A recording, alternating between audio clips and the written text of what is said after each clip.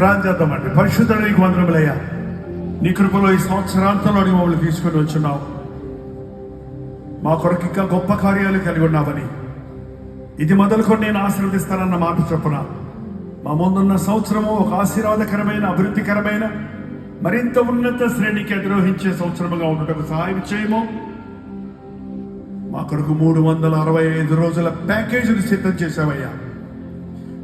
ఈ 365 రోజులు ప్రతిదినము నీ కొరకు జీవించుటకు, నీ సేవకుల కొరకు ప్రార్థించుటకు, రాజుల కొరకు, అధికారుల కొరకు, ప్రజలందరి కొరకు విజ్ఞాపన చేయుటకు, ప్రతిదినమును ఒక కొత్త దినముగా, ప్రభు ఇచ్చిన దినముగా గడుపుటకు సహాయం చేయమని ఈ క్యాలెండర్ను ఓపెన్ చేస్తుండగా, ఇది ఎవరెవరి ఇళ్లలో ఉంటుందో వారిలో చర్చ్ కొరకు, సేవకుని కుటుంబం కొరకు, అదే సమయంలో మరి అనేకమైన అంశముల కొరకు ప్రార్థించే వారి ఉండటకు సహాయం చేయమని క్రీస్తు నామములో అడుగుచున్నాము తండ్రి.